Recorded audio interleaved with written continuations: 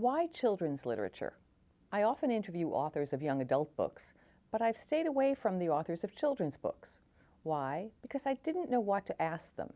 After all the years of reading books, especially to my own children, I still couldn't articulate what was special about children's books. I know my kids each favored different tales, and I thought about this a lot. I couldn't always understand what intrigued them about the books they loved, and by the time they were old enough to tell me, they'd moved on and new toys and tales took their place. The ABC of it, Why Children's Literature, a beautiful, comprehensive, and thought-provoking exhibit at the New York Public Library's main branch on 42nd Street, revived my interest in children's literature. But it also opened my eyes to its many facets, many uses and abuses, and made me revisit books of sheer delight, from Beatrix Potter to Harry Potter. I was pulled down rabbit holes and cloaked in invisibility by a wizard's wand. Delightful. But then I was also back in the 1950s with Dick and Jane, and I realized how those stories shaped my worldview as an outsider, whose family was very different from the family depicted in these primers. Why children's literature? Let's ask the expert, curator of this transformative exhibit, historian, critic, and author, Leonard Marcus. Leonard is my guest today. I'm Alice Bloom. This is A Town and Village 2.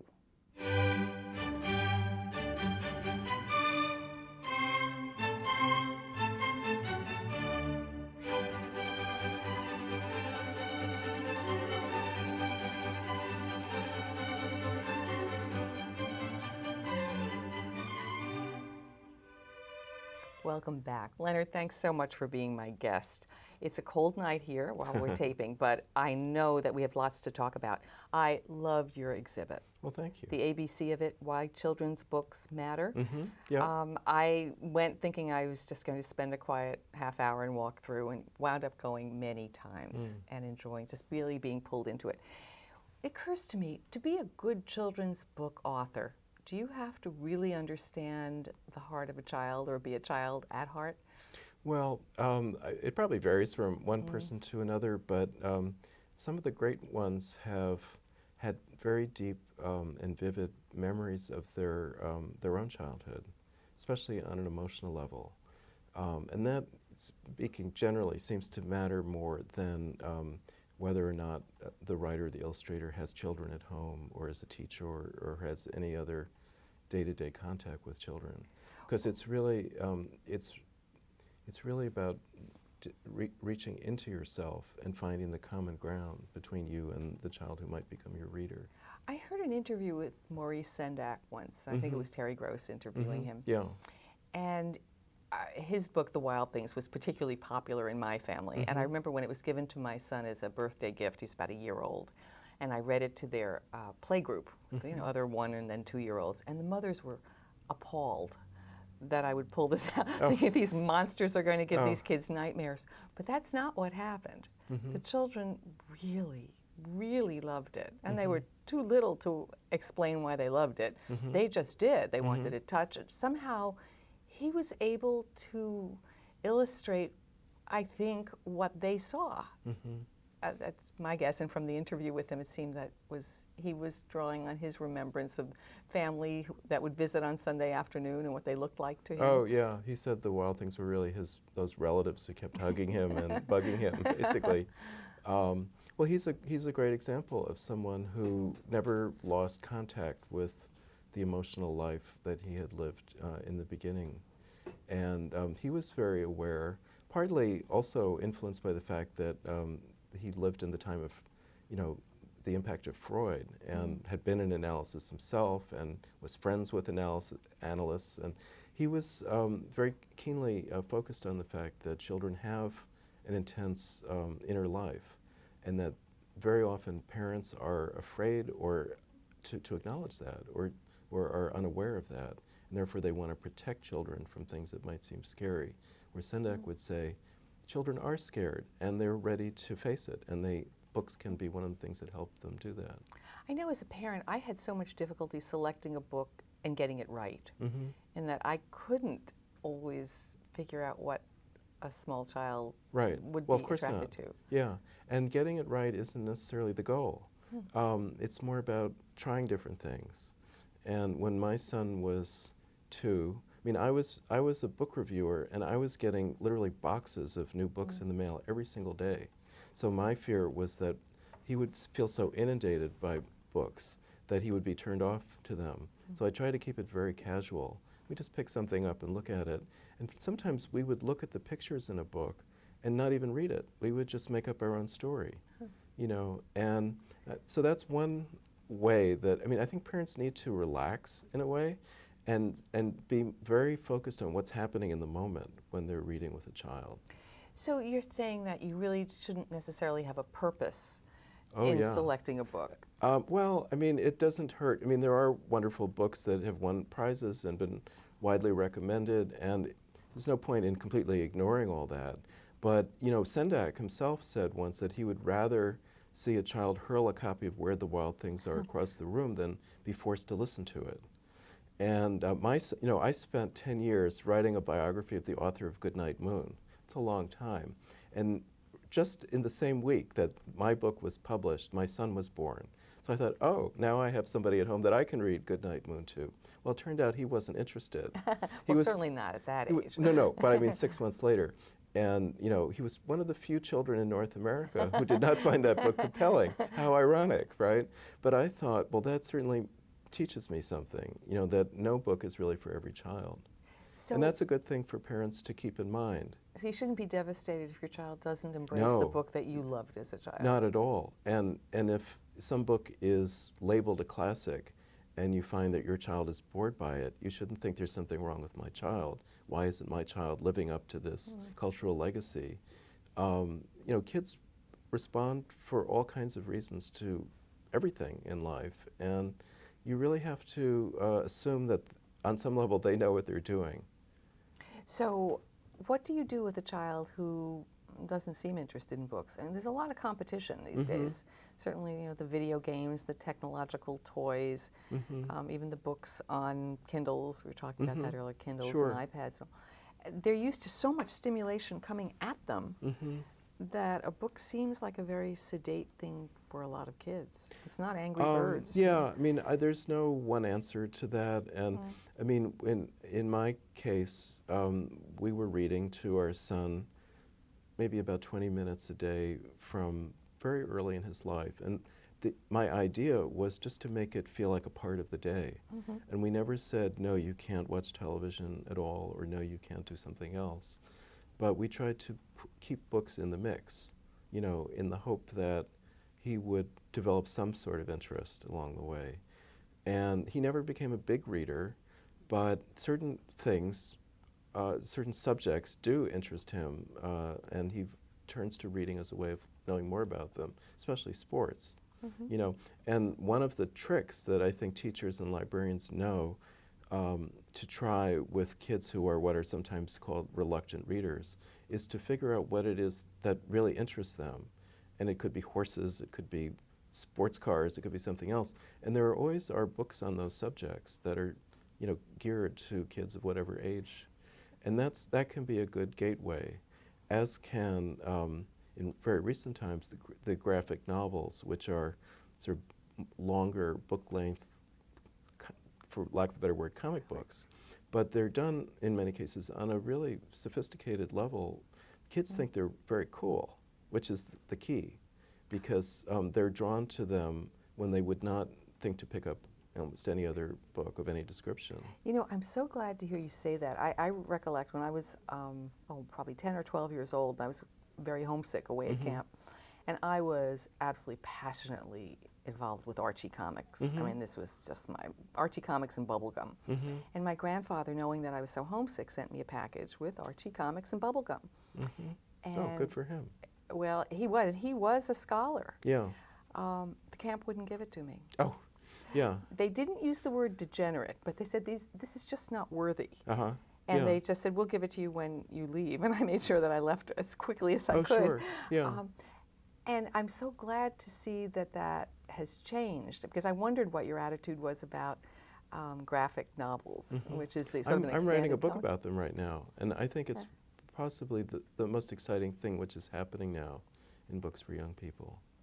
That's exciting. And so, and they're so focused on, of course, the the illustrations. I mean, the story is told, depicted in pictures. Pictures and words. And words. Yeah. I mean, the words, you know, they might appear in word balloons or not necessarily, depending. But it's a little bit like watching a foreign film where you're reading the subtitles, and the subtitles are distillations of what's happening in the story.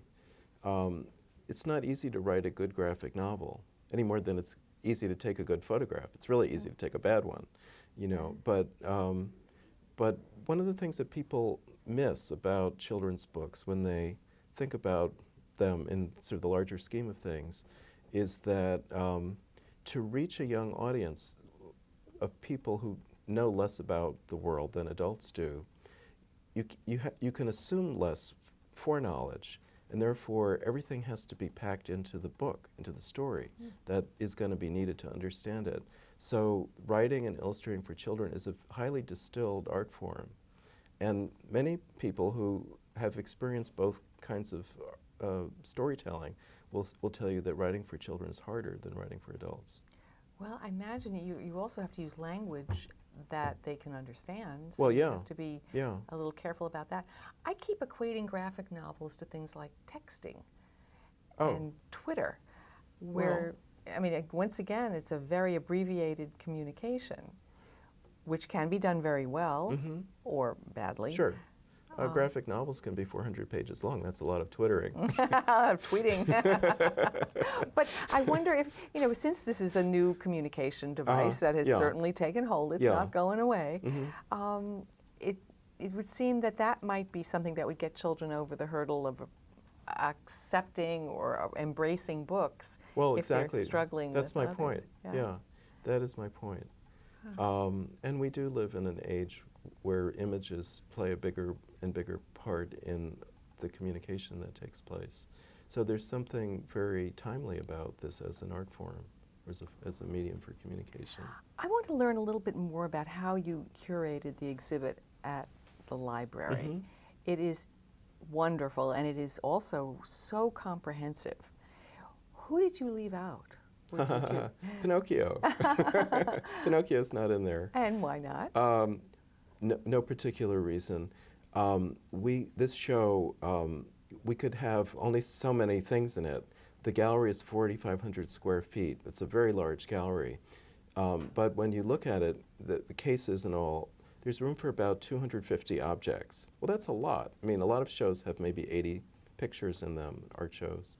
So this is considerably larger. Yet we're talking about a body of literature and art which spans 350 years and most of the world, really. I mean, we have books from French West Africa from 5 years ago, but some of the oldest books go back to the 17th century. And I made a really concerted effort not to have it just be American or Anglo-American, which is what you almost always find in shows about children's literature. And you get the false impression that it all happened in the English-speaking world, when that isn't really true at all. So with those parameters, individual books that are in the show had to stand for entire genres of books. And, you know, I could name a whole lot of familiar titles that are not there, but, and I would have to say the one unpleasant aspect of curating the show was paring it down, you know, from time to time. But so many great things are in the show, and every single one of them is there for a good reason. What did you rediscover that you perhaps hadn't thought about for a long time? Well, the show ranges so widely. Something that I knew a little bit about that I learned a great deal more about were the books that were published in Russia right after the Russian Revolution. Those are kind of legendary among people who are illustrating books today. Turned out the library had a real trove of them, dozens and dozens of them in boxes, many in pristine condition. And you know, immediately after the Russian Revolution, you had these idealistic people who felt they were starting not only a new society, but a new kind of society. And as always happens in that situation, they were conscious that children represented the next generation. and therefore their needs and interests had to be addressed. And so they saw books as one of the main ways of doing that. So they got some of the very best graphic designers in their big dynamic country to focus on making children's books.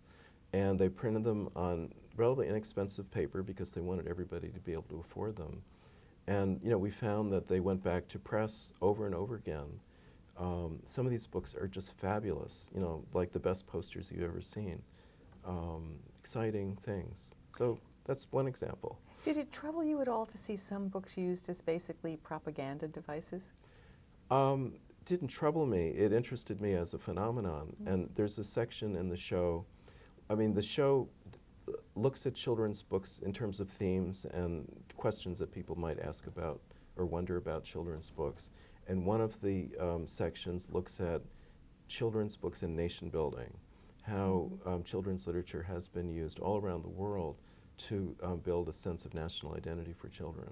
And you find that it's a universal impulse, and it's totally understandable. But it's something, it's just something that happens. So I wouldn't necessarily choose to spend my time reading books like that, or even give them to a child that I cared about. But the fact is that it has happened all around the world, so it deserves attention. Well, I guess you're more equanimical about it. I guess I see children as being used, and that just sort of offends me. Well, but it's not. But it's a little more complicated than that. Noah Webster had a book. There's a book of his in the show. Something like 100 million copies of this book circulated in North America during his lifetime. His interest was in creating an American English which was different from English English. Well, you could call that propagandistic, you could call it nationalistic, you could call it innovative. He's the fellow who took the U out of the word honor, and his idea was to simplify spelling, thereby making it more democratic, more easily comprehensible by a larger number of people. Is that a terrible thing? You could argue that he was doing something that made education easier for everyone. So I think the line between what is problematic and what isn't is blurry. In the same way that in the 19th century, the word censorship had no pejorative context.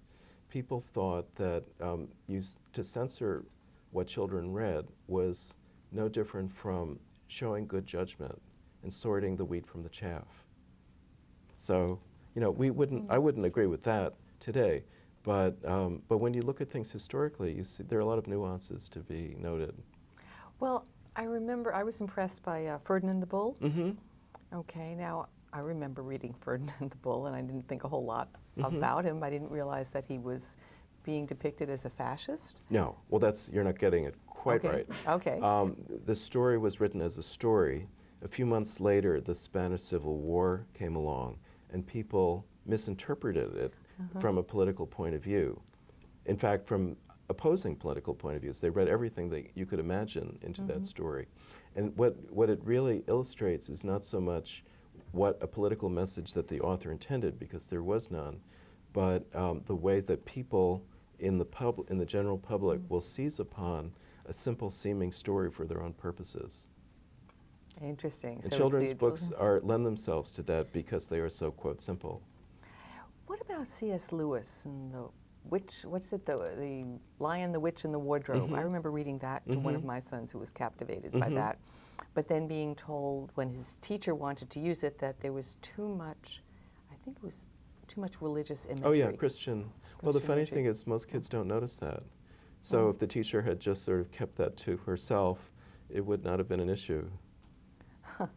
So, well, but this is the struggle you have, because you're in a situation of control. Obviously, children are too young to go get their books themselves. You either take them to the library or an adult is buying those books. Up to a certain point. Right. Yeah. Right. I mean, by 9, children are being influenced by their friends. And they're more out in the world, right? But an awful lot of influence happens between, we'll say, 6 months and 9. Sure, of course. You're reading them and you're directing them, influencing them. It's a big responsibility. Yes, it is. I would say so. And I mean, I would just say that the best situation for a child is to be offered a wide range of things. You know, to try to kind of hit a hole in one every time you give a child a book is never going to work, and it's always going to be too narrow a selection, I think. Do you think that children's... You seem skeptical. I feel you have a responsibility as a parent to try to show your children an optimistic view of the world when they're very young. I mean, I don't believe in shielding them from the truth later on, but I don't think a 5-year-old really has to, in my opinion, so has is to learn where about the wild world things wars. are appropriate or not? I mean, people have taken both sides of that question. I think It seems that most children respond very strongly in a positive way to that book. A minority don't, you know, and you have to know your child and know which is... I mean, we all live in desperate fear that we're doing ultimate damage to our kids. That's true. That's very true, and it's a little sad, I think, you know. And I think Sendak, for instance, would say that that indicates a lack of trust in your child. I guess if you're... You know, Bruno Bettelheim, the psychoanalyst, wrote a book called The Uses of Enchantment. What he noticed in using fairy tales in his therapeutic practice with children was that children tend to ignore the parts of stories that they're not ready for. So it's as if, according to him, children have their own ability to moderate or modulate the experience they have of a story, or presumably of a book. But yet you don't know how it's affecting them later in life. They may be tucking it away, may not be dealing with it. Well, you right don't. now. Yeah, it's true. He's just not one of my favorite therapists, and I just sort of, I take everything he says with a grain of salt. Right. Well. I just think things come back. I remember. Do you remember the book Prince of Tides? No. I didn't read it. Oh, you didn't read it? Okay. Well, I happen to have thought it was very good. It was a terrible movie. Terrible movie. But in Prince of Tides, the sister experiences a horrible, horrible abuse, and she writes a children's book, which offends her brother, who knows the real story. The book is a very, very sanitized view of her life. And I remember, I mean, I read it so many years ago, and yet it still plays for me. And he wrote a perfectly delightful children's book, but he knew the real story and how she had glossed over what had happened and how she had distorted it into being a positive depiction. And she was very severely mentally challenged and, you know, compromised, institutionalized even because of the terrible incident she had experienced. But I remember seeing, she wrote a children's book. Now, I would imagine any child who read that book wouldn't have known the story, but it's just something that stayed with me, how literature can be used in so many different ways. Let's just back up for a minute. Used for different purposes for different children. One of the things that I never knew was that literature had been used to teach affluent children, or to delight affluent children, but yet to teach more working class children skills and life lessons. Yeah. And I think that was in your exhibit. Yes. And I never thought of books with a purpose like that. Well, you're thinking of a case in the show called A Question of Class, and that is found early in the show to make the point that access to children's books is almost never equal in any given time and place to all children. And the two books you're thinking of were published in London in the 1840s, so virtually at the same moment, but were not likely to have landed in the hands of the same child, the two of them. By that time, there was a commercial trade in books for children, parents buying books for birthday presents and Christmas and whatever, books that not everyone could afford. The book we have in the show is a book about the kings and queens of history, and the artwork is hand-colored, which is always an indication of a book that was more expensive. The book next to it has a little sort of model, what look like doll's clothes made of real cloth in 3 dimensions, you know, taped or pasted into the pages. And you might think, and I was hoping people would think when they saw this at first glance, that this was a special book, another special gift book, a book of doll's clothes.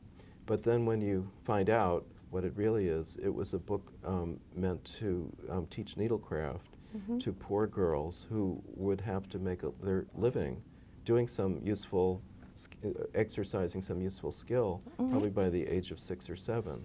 And it was a book that was published by a Christian charitable organization for the benefit of these children. And then the third item in that one case is a print that was made of the street life of London, more or less at the same time, showing children living in the streets. These are the children who didn't even get the book about needlecraft and could do nothing but beg.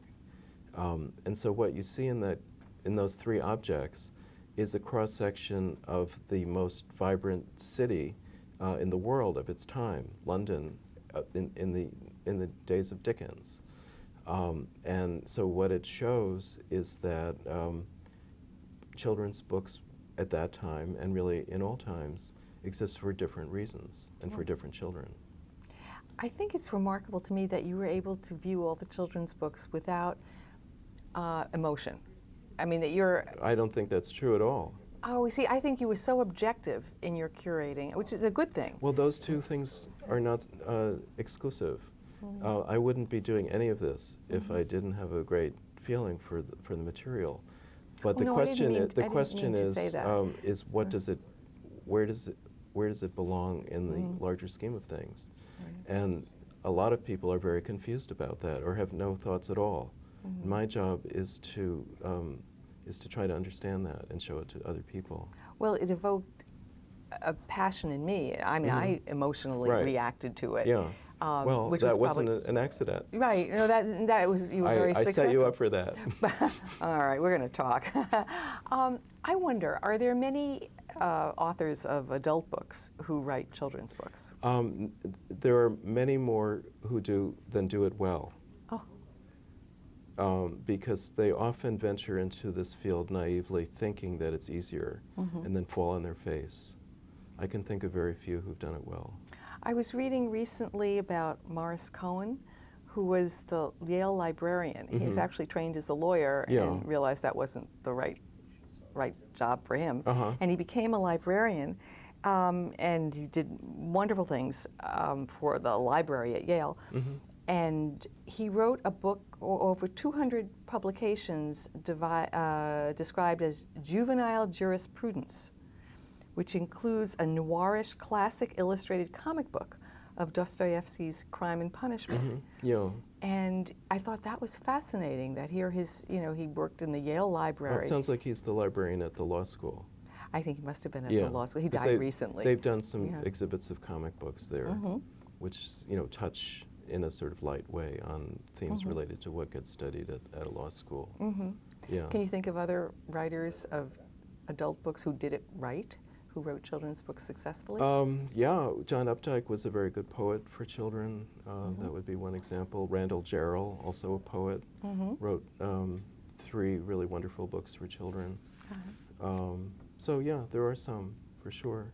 Well, Laurie Siegel, was a novelist, and she was one of the translators of Grimm's fairy tales in recent times. I think I was very gratified to see the Library of Congress as an ambassador for children's literature. Yeah, I actually helped choose the first one, I think 6 years ago. Okay. And they have a term that runs for 2 years. Right. And it's kind of an open-ended position, somewhat. It's meant to be comparable to the poet laureate. Okay. Is that a job you'd like someday? Sure. Yeah. Okay. Well, we'll make sure they see this tape. Leonard, thanks so much for being my guest. It's been welcome. a pleasure, and I've learned lots about children's literature. The exhibit, The ABC of It, Why Children's Literature Matters, will be on exhibit at the New York Public Library through March. Perhaps to be extended, but don't wait. Leonard, I hope to see you again soon. Okay. Thank you so much. Thank you. I'm Alice Bloom. Thanks at home for watching.